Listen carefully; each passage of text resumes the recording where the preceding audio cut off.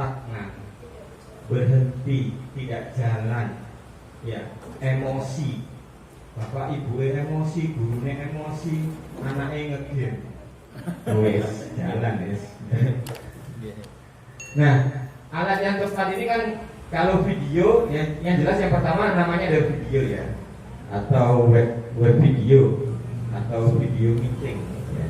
Kan banyak tuh, ada Zoom, ada Webex, ada Adobe Connect, ada Google Hangout atau Google Meet dan lainnya. Ini dipilih aja sebenarnya. Kalau sekarang WA itu kan udah bisa pakai untuk 8 sampai 10 orang ya untuk video call. Nah, untuk WA itu juga sudah bisa 8 sampai 10 orang.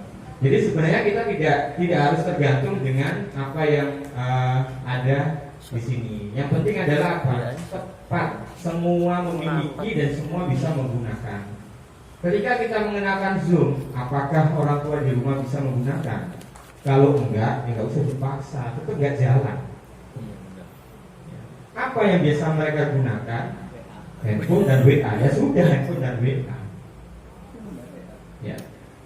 Tentang nanti bagaimana prosesnya, itu namanya metode. Kalau di awal pandemi itu WA tidak bisa digunakan untuk video call, tidak bisa. Ya. Jadi Pak kuat. Itu ya Pak. Kabel ya Pak.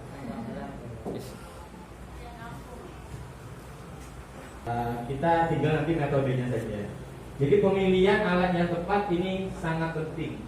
Kalau tidak, maka apapun yang kita rencanakan pasti nggak jalan. Udah pasti dia nggak jalan. Ya. Kemudian yang kedua itu adalah kirim undangan dan hapus instruksi. Instruksi itu apa? Perintah. Terus ada perintah. Ya. Gunakan seperti kita mengundang dia secara persuasif. Kita tidak bisa menggunakan cara seperti kita di kelas, diam, nggak bisa, kita nggak ketemu sama dia, sama anak yang kita ajar itu kita nggak ketemu, jadi kita nggak bisa, kamu kemana gitu, kok nggak muncul, ternyata game kan. Nah, kayak Christian ini ngomongnya bukan pendidikan ibu, ngomongnya adab, bapak. Makanya harus penting ditanamkan ya adab. Adab itu kalau sangat kuat, di rumah pun hanya mendengar suara gurunya itu sudah gemeter. Saya masih ingat, kecil itu masih ingat. Saya dimarahi guru, lapor ke orang tua, malah dikaploki sama bapakku. Karena apa? Ya adab tadi, mau tidak mau, meskipun gurunya galak ya apa ya. Ada gurunya dari jauh gitu aja wis singitan. Sudah takut. Nah, ini kalau adab ini nggak ada, maka apalagi zaman sekarang nggak kepetuk, ya, pakai video, mesti nggak ngegame, sekarang mau guru ngajar, Pak Guru ya. Jadi ya, undangan berarti persuasif, pakai cara-cara yang humanis ya, yang kekeluargaan. Ya bukan, ayo hari ini kita mulai kelas kita, wah bisa kira. Karena apa sih hari itu mereka sama handphone juga. Kita nggak bisa perintah dia. Handphone itu sudah seperti alat kendali dia. Maka kita pakai cara persuasif, termasuk juga kepada orang tua. Kemudian jika mereka diharapkan menggunakan webcam, mereka atau menggunakan mikrofon selama sesi kelas, maka Anda harus memberitahu mereka hal ini. Jadi ketika awal nanti anak-anak pada saat kelas webcamnya dinyalakan ya 5 menit saja. Setelah itu Bapak Ibu akan minta kalian untuk mematikan dan dengarkan apa yang Bapak Ibu sampaikan. Jadi mereka harus tahu aturan. Kalau aturan ini nggak disampaikan, maka mereka tidak tahu. Ketika mereka masuk ke Zoom, terus ngapain? Nggak tahu. Ya. Ketika mereka sudah nyalakan kamera, terus ngapain? Pernah nggak Bapak Ibu sekalian menulis urutan atau logaritma atau urutan langkahnya? 1. Buka Zoom, masuk, ucapkan salam. 3. Tunggu sampai guru keluar. Nah, pernah nggak? Dan mereka bagaimana bisa melakukan? Oh, mereka nggak tahu apa yang harus dilakukan. Ya kalau di kelas kan setiap hari memang udah diatur dari pertama kali masuk sekolah itu dari apa namanya mos ya. Masa orientasi siswa itu udah dikenalin ya. Bagaimana dia berlaku, masuk pintu, ketuk pintu, duduk di kelas. Ya, sebelum gurunya ngomong harus apa? Kan mereka sudah dikenalkan. Ketika pembelajaran online ini tiba-tiba datang, kita lupa itu. Lupa mengenalkan yang namanya urutan langkah pada saat bagaimana mereka belajar. Nah ini coba nanti dirangkai, dibuat aturan, dan aturan itu kalau bisa jangan lebih dari 5. Ya, 3 lebih baik, maksimal 5. Jadi jangan banyak aturan. Oke, terakhir Bapak Ibu harus mengirimkan pengingat kira-kira 15 menit sebelum sesi kelas dilakukan atau dilaksanakan. Ini penting, ya. Kalau sebenarnya kalau sudah mengenal yang namanya apa ini teknologi seperti Google Meet atau Classroom, ada yang menggunakan Classroom? Belum. Oh, ya. Kalau Classroom, ya itu bisa dimunculkan 10 menit, 15 menit sampai 10 menit sebelum kelas dimulai. Biasanya di handphone juga ada pengingat seperti SMS masuk. Belum 15 menit lagi kelasmu akan dimulai. Sebab apa? Uang itu banyak kali. Jam 10 belajar atau masuk kelas, jam setengah 10 nge-game kali 16 sampai jam 12. Yes, dipastikan iya. Yeah. Jadi ini tips yang kedua. Kemudian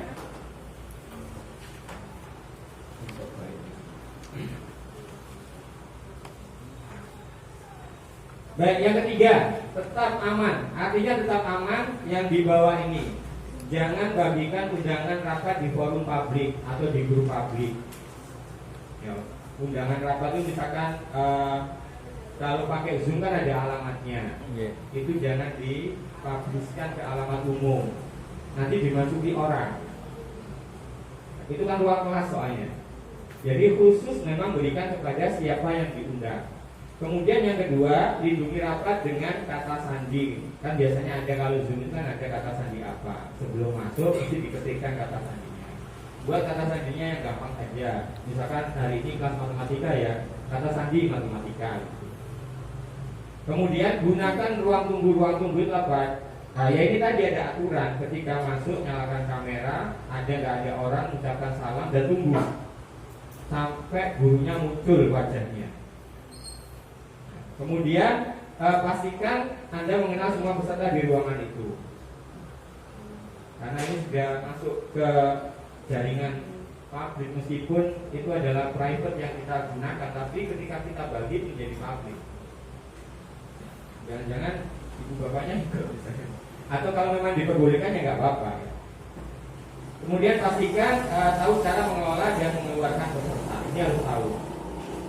Sebab kalau ada peserta asing ya seperti ketika saya kasih diklat, ketika kasih seminar secara online, itu ada peserta yang nggak diundang. Nah, kan kita harus bisa keluarkan dia dari rapat online itu. Jadi ini harus tahu. Kemudian yang keempat, tunjukkan wajah kita. Aturan dasar dibuat.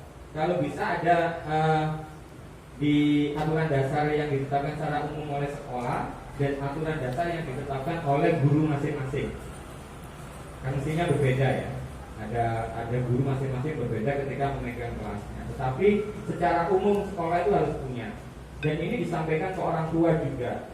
Bapak Ibu di rumah kalau nanti anaknya belajar, pada saat masuk wajib salam. Misalkan begitu. 2, kamera dinyalakan dan wajib berada di depan kamera sampai gurunya meminta untuk mematikan kamera, misalkan begitu. Nah itu monggo diatur sendiri yang itu. Lalu yang keenam, ikuti prinsip micro learning. Ya, tidak peduli seberapa baik Anda sebagai seorang guru, seberapa hebat Anda sebagai seorang guru, Anda hanya dapat mempertahankan perhatian siswa untuk jangka waktu tertentu. Ini yang saya maksud tadi. Ini usia 6 tahun dapat memperhatikan suatu objek selama 12 hingga 18 menit. Rata-rata 15 menit. Sebaliknya, anak usia 12 tahun ke atas dapat memperhatikan selama 24 sampai 36 menit. Rata-rata 25 menit. Jadi dibatasi ketika mengajar ya hanya setengah jam kalau untuk SMP ya. Kalau SD atau madrasah ya sekitar 15 menit lah setengahnya ini. Nah ini prinsip microlearning ini harus tahu. Meskipun nanti juga kita luring, tidak daring. Jadi meskipun kita tatap muka, kita harus mengetahui kemampuan anak-anak untuk memperhatikan kita itu seberapa lama. Nah, untuk membantu lebih mendukung siswa, Anda tetap fokus. Kami merekomendasikan atau saya merekomendasikan asas pembelajaran mikro berikut. Ya. Jadi apa? Memecah konten. Memecah konten itu bagaimana? Dijelaskan 15 menit, kasih aktivitas 15 menit. Kalau masih ingin ada penjelasan ya jelaskan lagi 15 menit, kasih aktivitas lagi. Dipecah. Ya, aktivitasnya bagaimana? Aktivitasnya misalkan, ini kalau yang pernah saya terapkan misalkan begini. Baik anak-anak, saya kasih tantangan kamu dari apa yang saya sampaikan tadi. Saya tidak pernah menyampaikan ini tugas gak benar. Ya, saya mesti menyampaikan ke anak-anak, saya kasih tantangan buatmu. Beda loh ya, tugas sama tantangan. Kalau tugas itu beban. Tapi kalau tantangan, dia ingin menjadi yang memperoleh jawaban lebih dulu. Beda. Kalau tugas itu sudah di sini sudah beban. Guru 1 tugas, guru 2 tugas, ya, 12 guru tugas semua, ya, atau 12 pelajaran tugas semua. Kalau ini tantangan. Jadi 15 menit ke depan saya punya satu tantangan buatmu, dibaca nih. Coba dicari. Jawabannya ada di internet yang mereka cari. Ya. Video call tetap nyala, kamera dimatikan, dan kalian tetap stay tune ketika nanti Bapak sewaktu-waktu memberi informasi tambah. Nah, mereka tetap nyala. Nah, di aturan dasar yang depan tadi, saya biasanya sudah kasih warning di depan.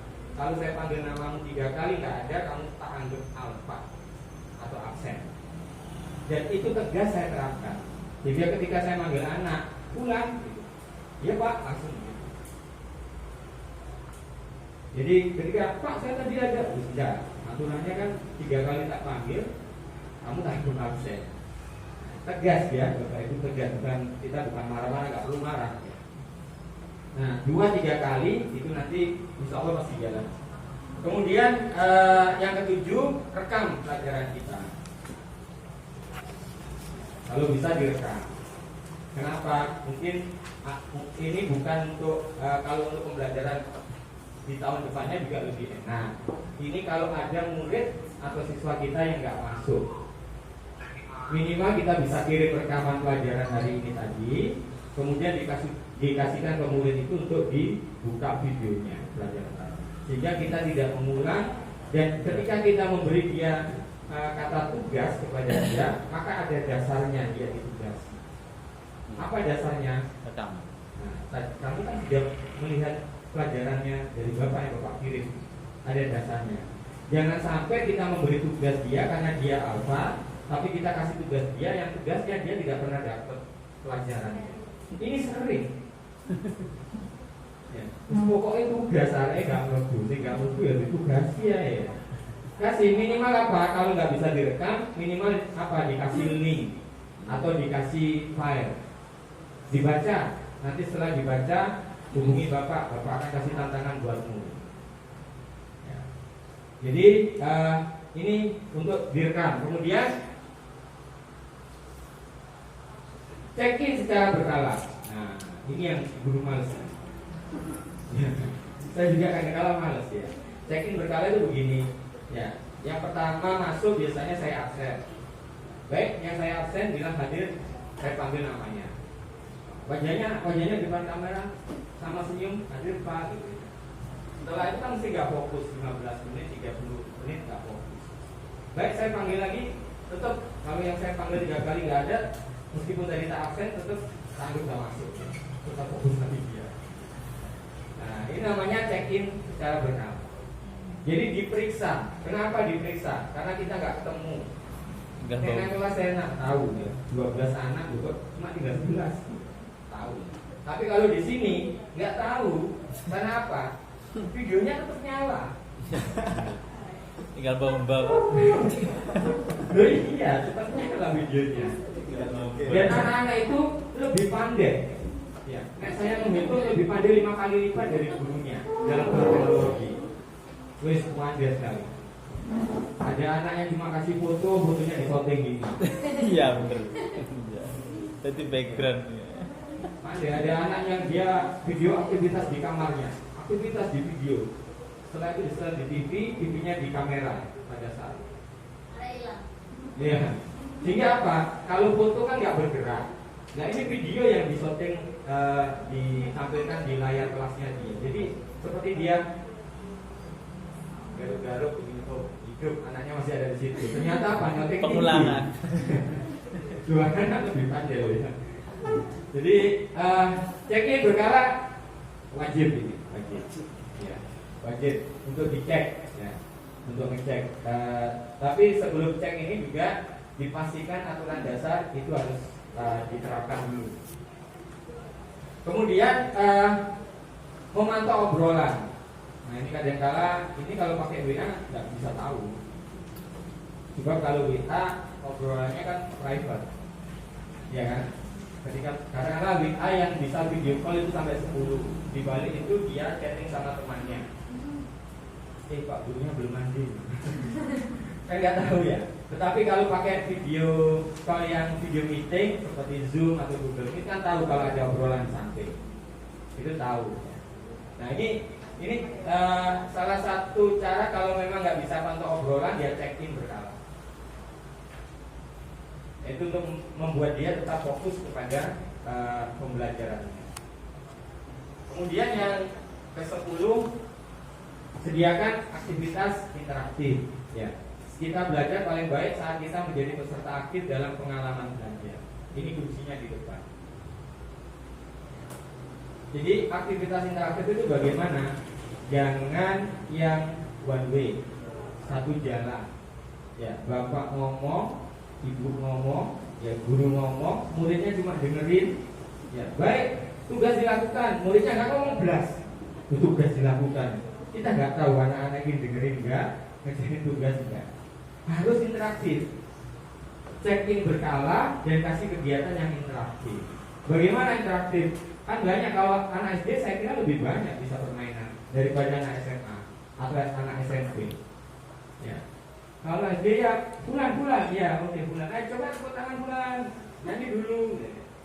Nanti teman-temannya pasti ketawa atau apa, ikut terlibat, dia sudah nggak bosan lagi. Bentar lagi sampingnya ya tak suruh nyanyi, siap lo ya gitu. Bisa ya ini.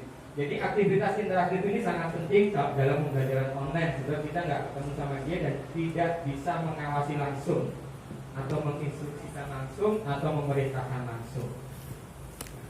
Ini jenengan semua rancang lah bagaimana interaktif, karena saya kalau untuk di pendidikan dasar kurang begitu paham ya untuk konsep kurikulum pembelajarannya.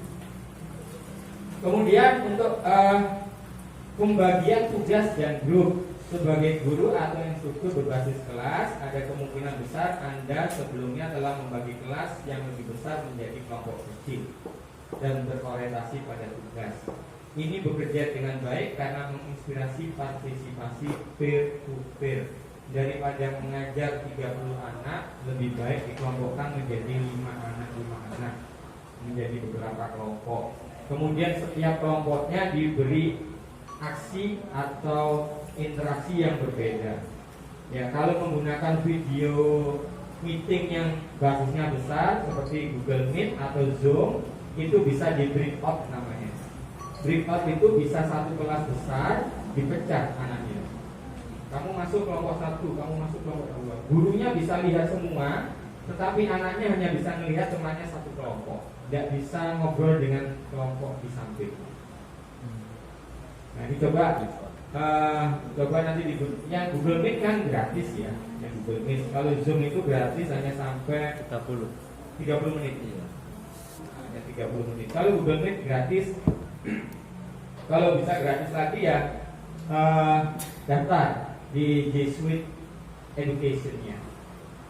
Pondok pesantrennya atau sekolahnya didaftarkan, kemudian biar diproses Google, nanti akan dapat fasilitas free unlimited untuk pendidikan. Ya, caranya buka di G Suite for Education. Nanti di sana ada pendaftaran. Nah, nanti saya bantu lah nanti ya. Insya Allah saya bantu. Jadi kalau di Google saya sudah sejak 2008. Ya 2005 saya gabung dengan developernya. Kemudian 2008 itu mereka mulai mengenakan Google Classroom itu. Lalu 2012 Google Classroom itu dipublish besar. Nah sebelum itu saya masuk ke dalam dan udah masuk. Sampai hari ini saya diberi hak untuk bisa membuat akun sampai 3.000 akun. Nah kalau di sekolah muridnya 1.000 ya sudah, lulus 400 akunnya langsung dibuang. Jadi tidak akan pernah mati karena kan sudah lulus ya, emailnya langsung dibuang. Nah, itu harus punya website, harus punya domain. Jadi misalkan mustafa.com, nah mustafa.com-nya ini yang didaftarkan ke Google sebagai domain pendidikan. Nanti Bapak Ibu akan dapat email yang menggunakan domain nama sekolah sendiri. Jadi misalkan aku @mustafa.com, bukan lagi aku @gmail.com, tidak. Nah, ini sebenarnya emailnya Gmail, cuma namanya itu kita diberi hak menggunakan nama kita, jadi lebih keren. Ngomongnya kalau keren ya. Kenapa? Semua teknologinya punyanya Google, nggak pakai bayar ya. Kalau umum bayarnya satu orang itu sekarang yang codingnya $3, $3 per bulan. Nah, di ping aja itu. Muridnya untuk sewu ya $3.000 per bulan. Nah, kalau nanti datanya diterima kan itu sudah free, nggak ada biaya, tinggal pakai. Ya. Jadi ini nanti bisa di breakout. Kalau mau ya gunakan yang Google Meet yang umum dulu untuk mencobanya. Kalau anak-anak yang enggak, saya kira sekarang sudah sangat familiar kok yang namanya Classroom itu kepada anak-anak ya. Di dalamnya juga kita bisa mengatur kurikulum atau susunan dari lesson plan kita itu sehingga kita bisa gunakan secara berulang. Lalu yang sebelum terakhir ini jelajahi alat gratis lainnya. Ya.